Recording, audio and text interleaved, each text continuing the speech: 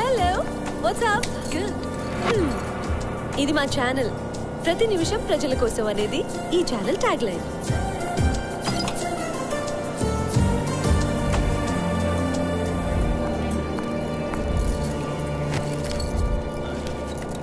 Hi Neha, ఇవాళ త్వరగా వచ్చినట్టున్నావు. Night film చూసాను, అందుకే మార్నింగ్ లేచేసరికి లేట్ అయిపోయింది. తను సుప్రజ, ఈ ఛానల్లో నాకున్న best friend.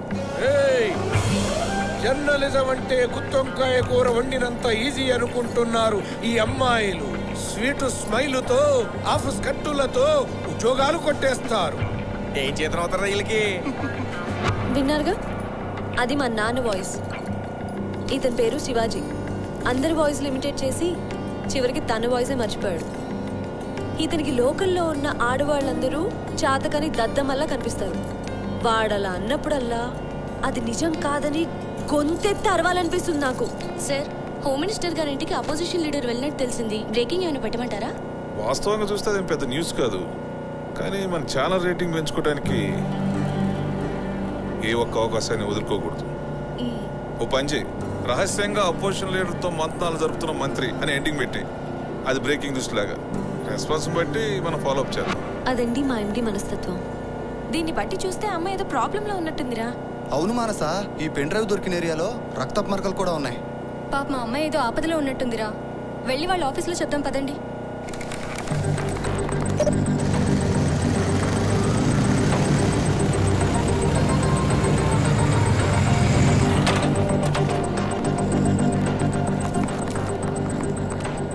Excuse me. Yes, సుప్రజని కలవాలి.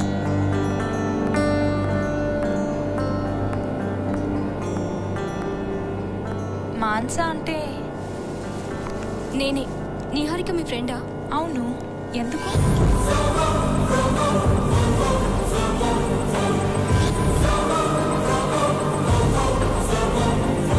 మీరు చెప్పిన దాన్ని బట్టి నాకు డౌట్గానే ఉంది.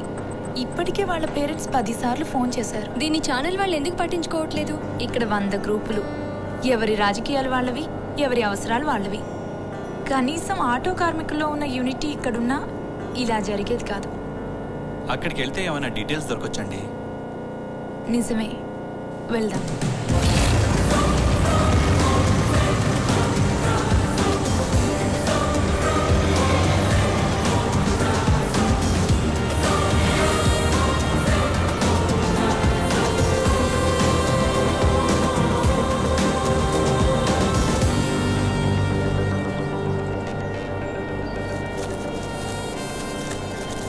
ఇదిగో ఇక్కడే నాకు పెన్ డ్రైవ్ దొరికింది.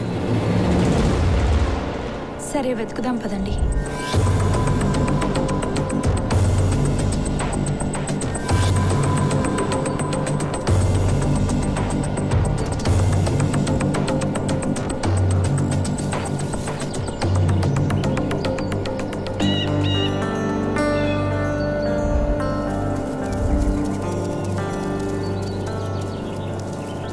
ఎక్కడ బాడీ కనిపించలేదండి. అసలు ఏం జరిగిందండి? నిహారిక ఈ అడవిలోకి ఎందుకు వచ్చింది? నిహారిక నా బెస్ట్ ఫ్రెండ్. ప్రతి నిమిషం పక్క వాళ్ళ గురించే ఆలోచించేది. ముఖ్యంగా సమాజంలో ఇప్పుడున్న అసమానతలు పోవాలని, ఏదైనా మార్పు రావాలని కోరుకునేది.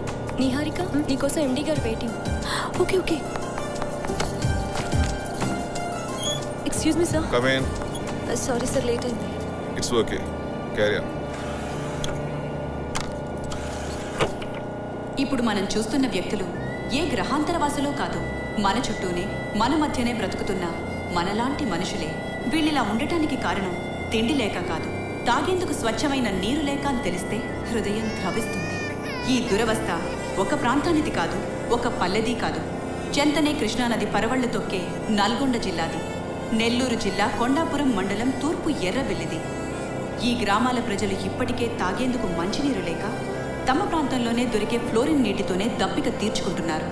ఫలితంగా భయంకరమైన ఫ్లోరోసిస్ వ్యాధికి గురవుతూ అకాల మరణాలకు చేరువవుతున్నారు. వీళ్ళని చూసి కూడా మన దేశం అభివృద్ధి చెందుతున్న దేశాల జాబితాలో ఉందని గర్వపడదామా?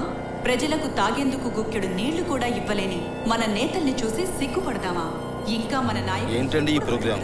నేను చేయమని చెప్పలేదండి, ఇది ఈవిడ గారి సొంత ఐడియా. చూడమ్మా, మనకు కావాల్సింది సెన్సేషన్ క్రియేట్ చేసే న్యూస్, ఇలాంటి సెన్స్లెస్ న్యూస్ కాదు. అది కాదు సార్, అనేక ప్రాంతాల వారు ఫేస్ చేస్తున్న ప్రాబ్లం కదా అని. ప్రాబ్లమ్స్ చూసే ఓపిక జనానికి లేదమ్మా. మనకు కావాల్సింది టీఆర్పీ రేటింగు, అది వస్తేనే మనకి, లేకపోతే ఇంతే సంగతులు. మనం ప్రాబ్లం అంటే ప్రాబ్లం. ఎవరైనా విఐపి కూతురు లవ్లో పడిందో చెప్పు, అది న్యూస్.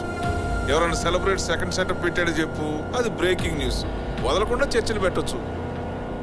కనీసం ఏ స్పోర్ట్స్ మ్యాన్ బిజినెస్ మ్యాన్ పెళ్లి చేసుకున్నాడు అనుకో, పెళ్లి కూతురు మెహందీ పెట్టుకున్నప్పటి నుంచి పెళ్లి అయిపోయేంత వరకు ఏ ఐటమ్ ఎక్కడి నుంచి తెప్పించారో సెకండ్ బై సెకండ్ లైవ్ ఇవ్వచ్చు.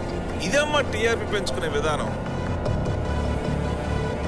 అప్పటికి నేను చెప్తూనే ఉన్నాను సార్, ఎండి గారికి ఇట్లాంటివన్నీ నచ్చవని. నా మాట వింటేగా. చూడు, నీ పిచ్చి పిచ్చి స్టోరీలతో ఛానల్ ఇమేజ్ పాడు చేయదు. నేను చెప్పింది నీకు నచ్చలేదు అనుకో, వేరే ఛానల్ చూసుకో. I don't care.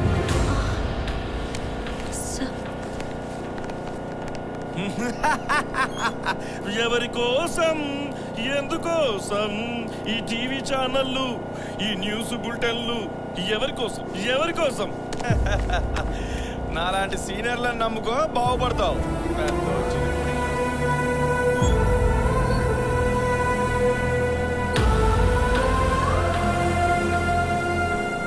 నమస్తే సార్. నమస్తే నమస్తే.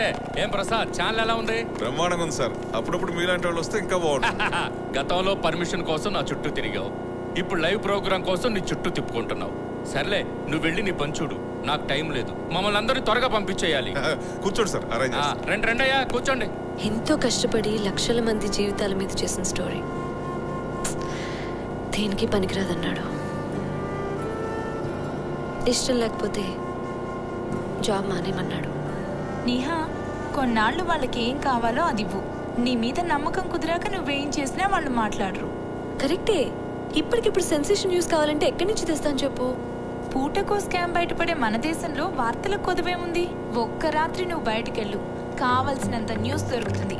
జనాలు నిద్రపోయినప్పుడే అరాచక శక్తులు నిద్రలేస్తాయి.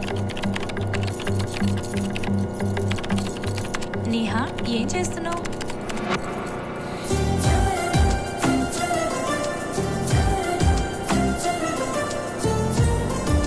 నగరం నిద్రపోతున్న వేళ అని ప్రోమో రెడీ చేయి. తెల్లారేసరికి న్యూస్తో వస్తా. ఎక్కడా ప్లేస్ లేనట్టు మాట్లాడుకోవడానికి ఇక్కడికి రమ్మన్నారేంటి సార్? ఇప్పుడున్న పరిస్థితుల్లో మనం ఎక్కడున్నా నిఘా పెడుతున్నారయ్యా. అధికార పక్షంలో ఉంటూ ప్రతిపక్షంలా జాగ్రత్త పడాల్సి వస్తుంది. మరి అవునండి, ఆ సీఎం మన మీద కక్ష కట్టాడు. అరే, నేను పిల్లలతో మాట్లాడుతున్నా, నా ఫోన్ ట్యాప్ చేస్తున్నారే. నాకు అదే బాధగా ఉందయ్యా. నన్ను నమ్ముకున్న మీ అందరికీ అన్యాయం చేస్తున్నాను. 80 మంది ఎమ్మెల్యేలు సపోర్టుగా ఉన్నా ఏమీ చేయలేకపోతున్నానయ్యా. ఏం చేద్దాం చెప్పండి? మీకు మద్దతుగా సంతకాల సేకరణ చేయమంటారా? సంతకాల సేకరణ ఎవరికీ అచ్చిరాలేదయ్యా. ఇప్పుడు రాజకీయాల్లో నడుస్తుంది నెంబర్ గేమ్. మనకున్న ఎమ్మెల్యేలకు తోడు మరికొంతమందిని క్యాప్చర్ చేస్తే పవర్ మన చేతికొస్తుంది. మన వైపు ఎంతమంది ఉన్నా హైకమాండ్ ఆశీస్సులు లేదే ఏమీ చేయలేదు సార్. ఆ సీఎం రోజు రోజుకి బలం పెంచుకుంటున్నాడు. ఆ బలం తగ్గించడానికి ఒక్క రోజు చాలయ్యా. నేను ఒక్క రాత్రి మేల్కొనుంటే ఆ సీఎంకు 1000 రాత్రులు నిద్ర లేకుండా చేస్తాను. తెల్లారేసరికి నేను ముఖ్యమంత్రిని అవుతాను. మీ మాట వినడానికి బాగానే ఉంది, కొంచెం ప్రాక్టికల్గా ఆలోచించండి. నేను ఆలోచించకుండా ఏ పని చేయను.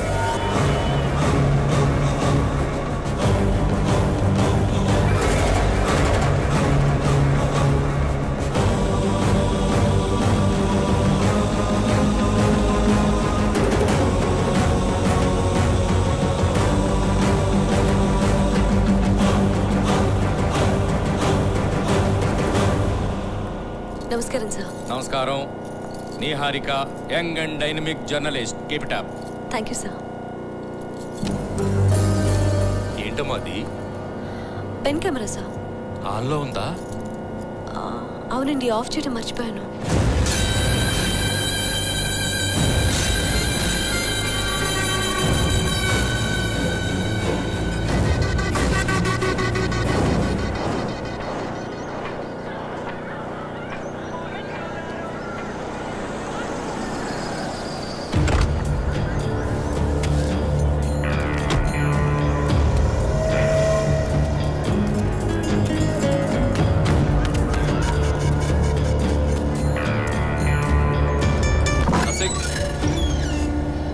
నమస్తే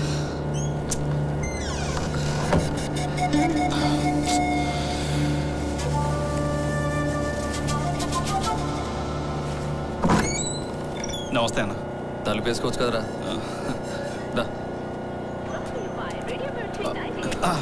ఏమరా మాదాపూర్లో ఎవరన్నా బిల్డర్ లేపేసినా ఉంటా? చిన్న సెటిల్మెంట్ అన్న. ఎక్కువసార్లు పోలీసు వాళ్ళకి అట్రాక్ట్ అవ్వకు, మాకు రిస్క్ అవుతుంది. సరే ఇటు వెళ్దాం.